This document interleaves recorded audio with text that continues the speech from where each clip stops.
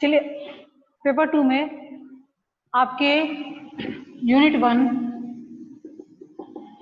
1 में हम लोग यहाँ पर जो है अवकल समीकरण में दूसरा चैप्टर करने वाले हैं। चैप्टर का नाम है कि प्रथम कोटि एवं उच्च घातों के अवकल समीकरण, डिफरेंशियल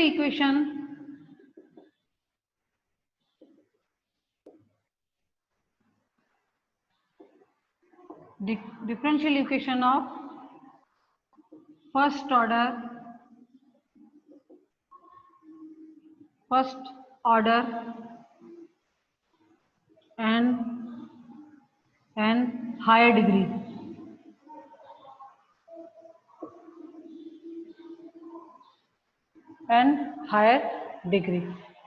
अब जो है इस तरह की हम लोग कौन सी, देखिए अब उसका ऑर्डर फर्स्ट से मतलब क्या होता है कि वो इक्वेशन आपकी जस्ट dy/dx में होगी, सिर्फ जो है dy/dx में होगी।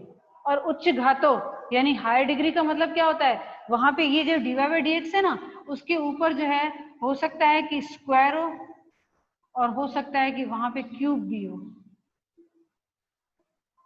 तो ये इसकी डिग्री जो है वो क्या होगी, हायर डिग्री होगी। तो इस तरह की जो है यहाँ पे हम जो है इक्वेशंस सॉल्व करेंगे, जिसमें सिर्फ जो है वो किस में होगी, सिर्फ dy/dx में होंगी, ठीक है, dy/dx में होगी। अब जो है यहाँ पे सबसे पहले मैं क्या करूंगी कि इसकी जो है जनरल इक्वेशन लिख लेती हूँ। अब इसमें 3 तरह की इक्वेशन हम लोग सॉल्व करेंगे। सबसे पहले P के जो है हल होने योग्य, फिर नेक्स्ट आ जाएगा Y के हल होने योग्य, और तीसरा आ जाएगा यहाँ पर X के हल होने योग्य समीकरण। और वो किस तरह से हल की जाएगी, वो आपको इम्पोर्टेंट जितने भी क्वेश्चन हैं मैं आपको यहाँ पे बोर्ड पे कराऊंगी, ठीक है। तो सबसे पहले जो है हम लोग क्या करते हैं कि इसका जो है व्यापक रूप लिख लेते हैं, ठीक है। प्रथम कोटि एवं उच्च घात की अवकल समीकरण जो है उसका व्यापक रूप, प्रथम कोटि एवं उच्च घात की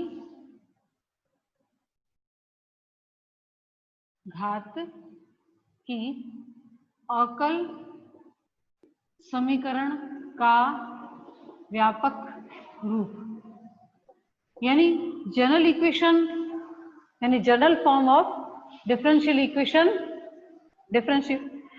equation of first order and higher degree, ठीक है।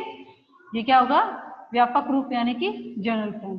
तो सबसे पहले मैं इसको dy/dx में लिख दूं कि देखिए dy/dx की पावर n, फिर यहाँ पे कांस्टेंट, देखिए अब कांस्टेंट आ रहा है यहाँ पे dy/dx की पावर n-1, फिर यहाँ पे कांस्टेंट dy/dx की पावर n-1, और आगे लास्ट में जो है क्या आ जाएगा यहाँ पे कांस्टेंट इज इक्वल टू 0, जहाँ पे p1 p2 pn जो है वो क्या है, अचर है, ठीक है, अचर है। या फिर ये क्या हो सकते हैं, p1 p2 pn जो है वो क्या है, यहाँ पर x और y के कुछ फलन भी हो सकते हैं, दोनों चीजें कह रही हूँ, कांस्टेंट भी हो सकते हैं और यहाँ पे जो है कुछ फलन भी हो सकते हैं, p1 p2 से लेकर pn तक, ठीक है।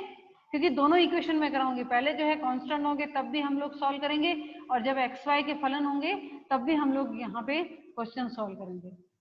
अब जो है यहाँ पे नया एक नोटेशन डिफाइन कर रही हूँ dy/dx, जिसको हम लोग क्या करते हैं, स्मॉल p नाम देंगे। क्या नाम देंगे, स्मॉल p, ठीक है। dy/dx इज इक्वल टू क्या हो जाएगा, स्मॉल p।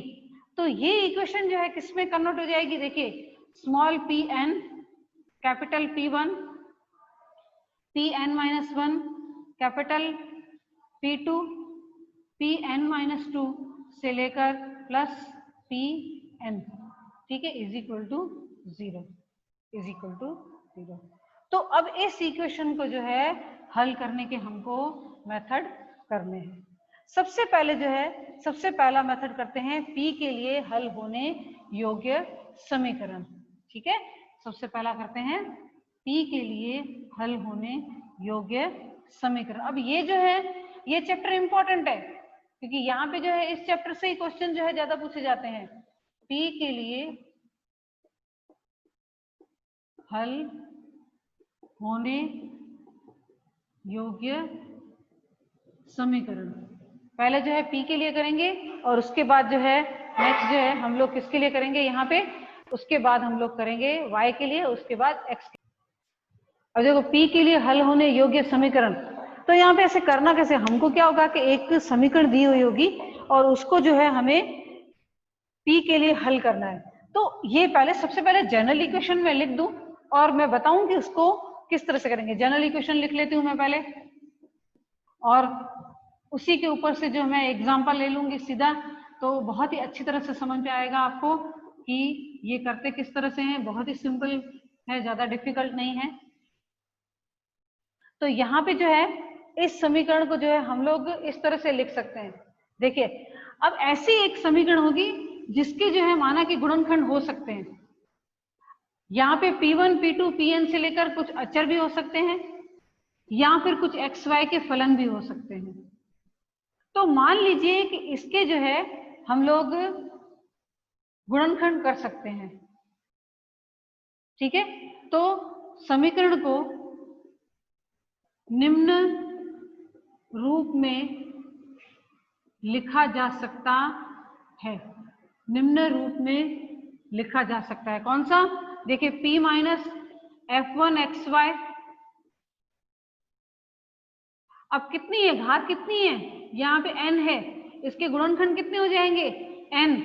दूसरा P माइनस F2XY। तीसरा P माइनस FN-XY। देखिए अब कितने फैक्टर हो गए, ये पहला हो गया, ये दूसरा हो गया, ऐसे करते करते ये कितने हो गए, n हो गए। अब यहाँ पे जो है अब तीनों फैक्टर जो है सॉरी n फैक्टर जो है वो इज इक्वल टू क्या है, 0 है। तो प्रत्येक फैक्टर इज इक्वल टू 0 लेंगे, यहाँ ये 0 का, यहाँ ये 0 का, यहाँ ये 0 का, यहाँ ये 0 का, और क्या हो जाएगा dy by dx is equal to F1XY। अब dy by dx is equal to F1XY यानी P is equal to F1XY। देखिए पहले एक जो है मैं आपको अच्छी तरह से बता दूं कि P minus F1XY is equal to 0, तो P इज इक्वल टू क्या हो जाएगा F1XY इज F1XY, तो dy by dx क्या हो जाएगा, dy by dx is equal to हो जाएगा F1XY। अब dy by dx is equal to F1XY, तो मान लीजिए कि इसका हल ये है कि y is equal to capital F x y c1, x y c1। तो इसका हल जो है क्या हो जाएगा, y is equal to F1 x y c1। तो इस समीकरण का हल क्या होगा, देखिए अब मैं सीधा लिखती हूं, तो समीकरण का हल उपरोक्त समीकरण का हल हो जाएगा y minus F1 XY c1, y minus F2 XY c2 से लेकर y minus Fn capital Fn XY, यहाँ पे C2 आ गया, CN। अब जो है यहाँ पे ये बार बार जो है हम लोग ये नहीं लिखेंगे कि C1 C2 C, अब ये एक ही एक समीकरण है तो सब में जो है हम लोग C लगाएंगे कांस्टेंट,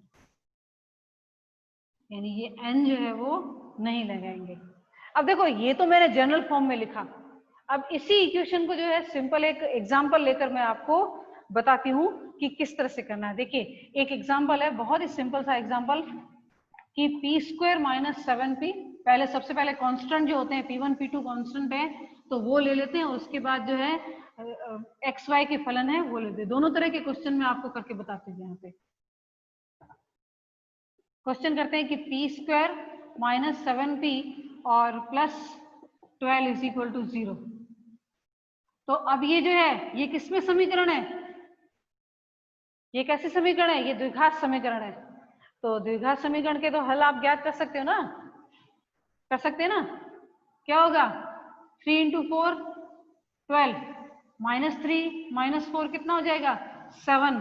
तो p square -3p -4p 12 is equal to 0। तो p कॉमन ले रहे हैं p -3, यहाँ पे -4 कॉमन ले रहे हैं p -3 इज इक्वल टू 0। तो p -3 p -4 is equal to 0। ठीक है, तो दोनों में से 0, p -3 इज इक्वल टू भी 0 हो सकता है या p -4 इज इक्वल टू भी 0 हो सकता है। ठीक है, तो p इज इक्वल टू कितना हो जाएगा 3 और p इज इक्वल टू कितना हो जाएगा 4। अब p क्या है, ये तो dy बाई dx है। स्मॉल p क्या है आपका, स्मॉल p है dy बाई dx। तो देखिए ये dy by dx is equal to 3, ये dy by dx is equal to यहाँ पे 4। ठीक है, तो ये क्या हो जाएगा dy is equal to 3dx और यहाँ पे ये क्या हो जाएगा dy is equal to 4dx। तो y इज इक्वल टू कितना हो जाएगा 3x प्लस सी और यहाँ पे y इज इक्वल टू कितना हो जाएगा 4x प्लस सी। अब दोनों में कांस्टेंट जो है वो हम लोग अलग अलग भी लगा सकते हैं क्योंकि दोनों को मिला के एक ही कांस्टेंट बनेगा। आप चाहो, आपकी इच्छा हो तो ये देखिए, मैं आपको कह रही हूँ आपकी इच्छा हो तो। ठीक है, कांस्टेंट जो है भले C1 C2 लिखो, जब इक्वेशन मल्टीप्लाई होगी आपस में तो कांस्टेंट जो है एक ही गिना जाएगा। ठीक है, एक ही गिना जाएगा। तो यहाँ पे जो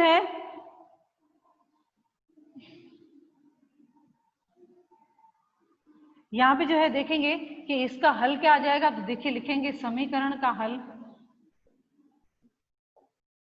y minus 3x minus C1 y minus 4x minus C2 is equal to 0। ठीक है, तो आप जो है C1 C2 को एक ही कांस्टेंट गिन के सिर्फ C लिखकर हम लोग हल लिख सकते हैं। देखिए किस तरह से y minus 3x minus C और y minus 4x minus C is equal to 0। अब C1 C2 लिखोगे तो भी आप गलत नहीं हो, सिर्फ C लिखोगे तो भी आप गलत नहीं हो। ठीक है, क्योंकि यहाँ पे जब हम लोग दोनों ब्रैकेट को मल्टीप्लाई करेंगे और C में कुछ भी जो है कांस्टेंट आएगा हम लोग उसको एक मान के जो है यहाँ पे चल सकते हैं, कर सकते हैं। तो एक ही कांस्टेंट भी इसको मान सकते हैं।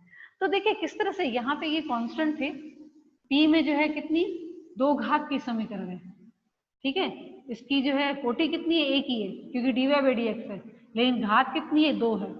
उसको हमने गुणनखंड कर दिए, गुणनखंड करने के बाद जो है उसको इस तरह से हमने हल कर दिया।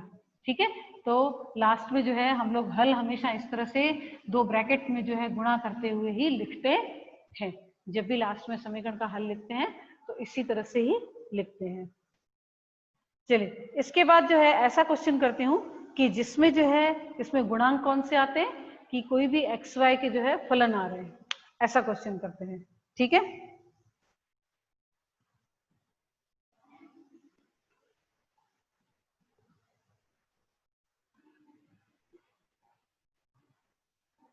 क्वेश्चन ये है कि p स्क्वायर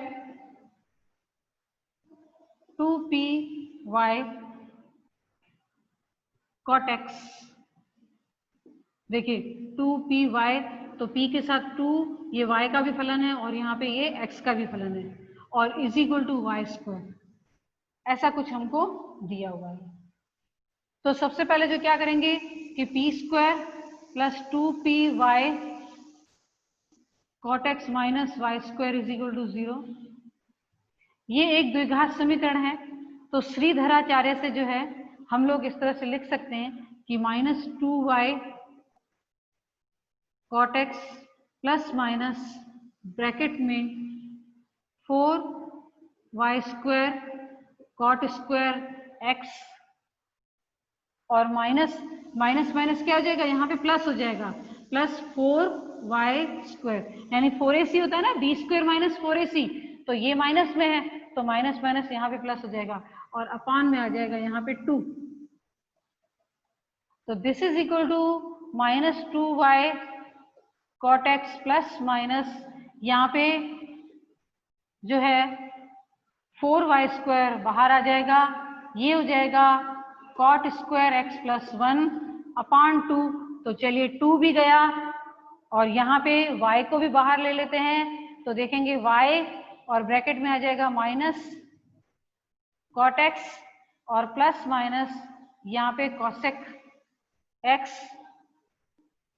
ठीक है, अब p की वैल्यू 2 है, एक बार यहाँ पे प्लस में एक बार ये माइनस में है, तो पहले जो है एक बार हम लोग प्लस में ले लेते हैं और एक बार जो है माइनस में ले लेते हैं। तो सबसे पहले जो है बोलेंगे कि जो है धन चिन्ह लेने पर,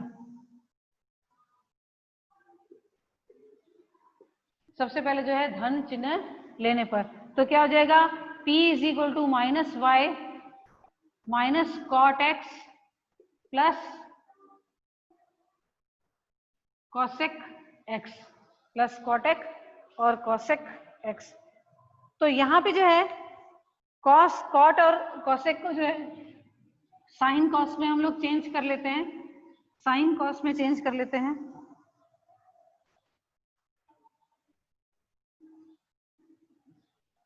तो P इज इक्वल टू,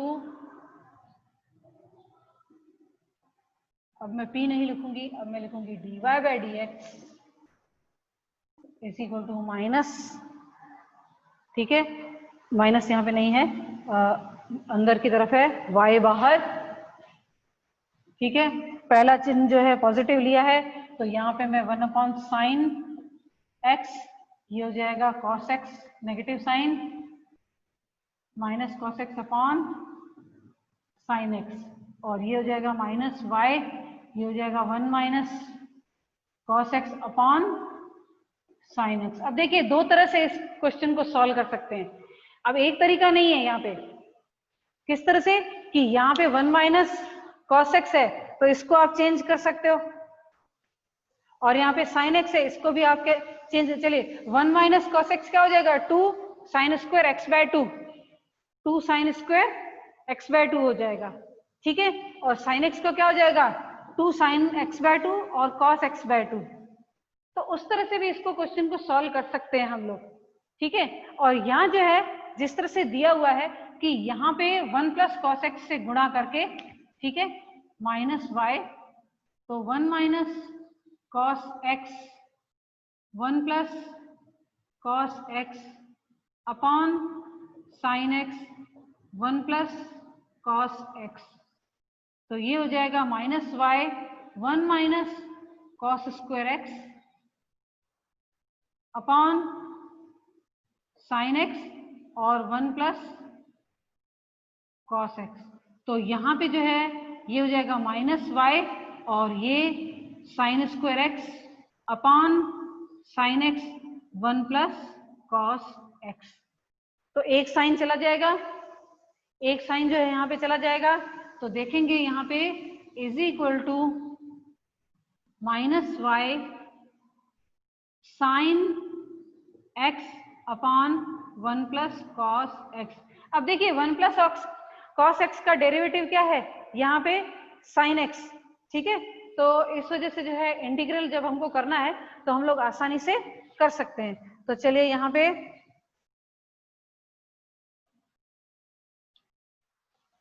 करते हैं, तो ये हो जाएगा कि dy by dx is equal to minus y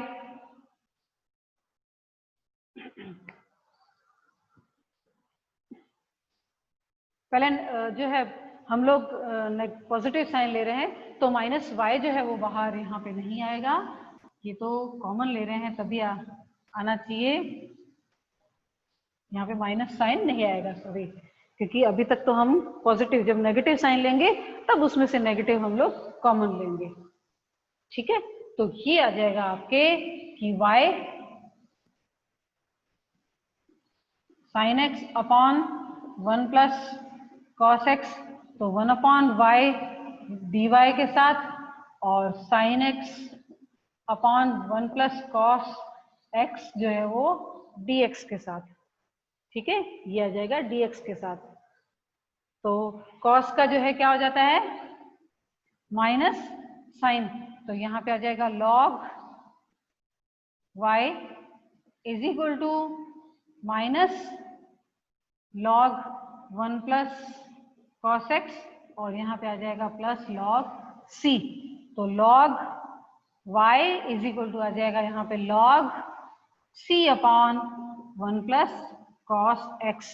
तो हम लोग जो है क्या कर लेंगे यहाँ पे कि y इज इक्वल टू आ जाएगा यहाँ पे c upon 1 plus cos x। तो अभी तक तो ये एक ब्रैकेट को हल किया है, यानी कि दो है, एक तो जो है पॉजिटिव साइन लिया, अब जो है हम लोग क्या करेंगे, अब हम लोग नेगेटिव साइन लेंगे और नेगेटिव साइन से जो है सॉल्व करेंगे। तो चलिए दूसरा जो है टर्म कौन सा था, p is equal to minus sorry y बाहर minus cot x minus cosec x। तो अब जो है यहाँ पे माइनस y जो है बाहर आ जाएगा, ये हो जाएगा cos x upon sine x और 1 upon sine x minus y, ये हो जाएगा 1 plus cos x upon sine x। ठीक है, तो क्या करेंगे 1 माइनस cos x से इसको फिर से गुणा कर देंगे, ठीक है, मल्टीप्लाई कर लेते हैं, minus y 1 plus cos x 1 minus cos x upon sine x 1 minus cos x। तो ये आ जाएगा minus y 1 minus cos square x upon 1 minus cos x। ठीक है, तो फिर से जो है यहाँ पे साथ में सॉरी साइन x इंटू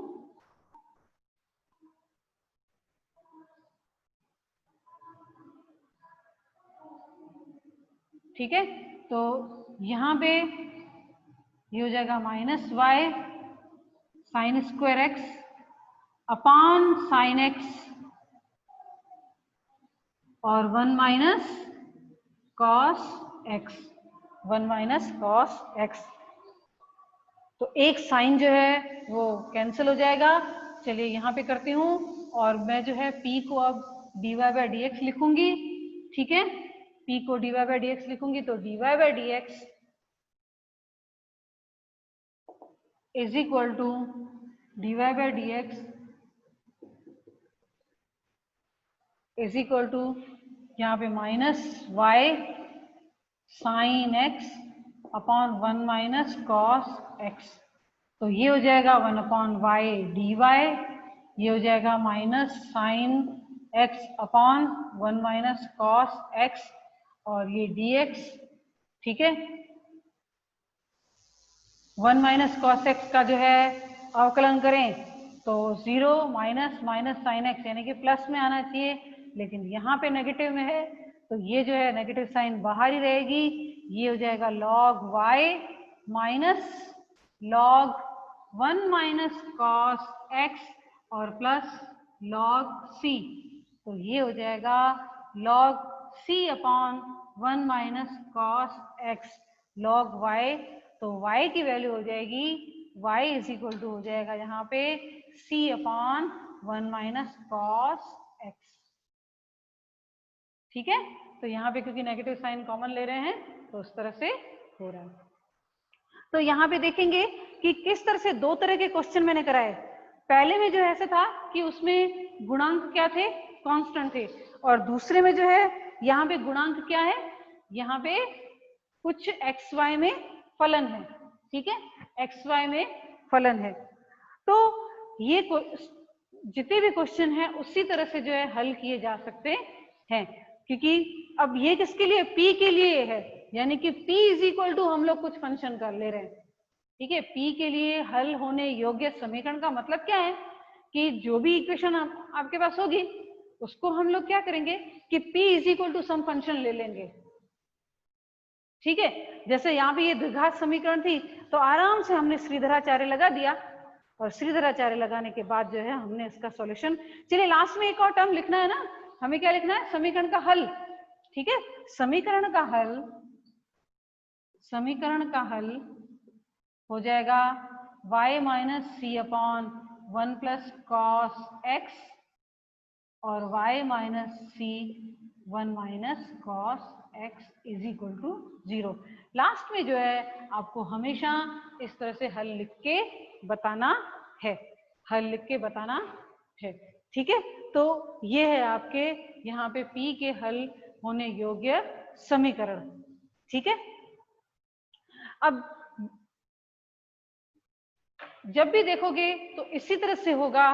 मैं आपको बता दूं कि P में कोई द्विघात समीकरण होगी तो उसको आप श्रीधराचार्य से, या P में ऐसी इक्वेशन होगी कि जिसके हम लोग गुणनखंड कर सकते हैं उस तरह से, तो ऐसी इक्वेशन को जो है आप इजीली जो है हम लोग हल कर सकते हैं। इसमें इंटीग्रेशन कौन सा आ रहा है? आप बोलोगे कि हम लोग हल तो कर रहे हैं, इंटीग्रेशन तो जस्ट आपने 12th में पढ़ा था उसी तरह का ही आ रहा है, ज्यादा इसमें कुछ भी डिफिकल्ट सा नहीं है। यहाँ पर बस एक ट्रिक यही है कि यहाँ पे हमको dy/dx सीधा सीधा दे रखा, उसको P के फॉर्म में दे रखा है, और P के फॉर्म में जो है हम लोग समीकरण को किस तरह से हल कर रहे हैं, दोनों तरह की इक्वेशन कराई है। और भी मेरे पास एग्जाम्पल है, वो मैं आपको करवाऊंगी।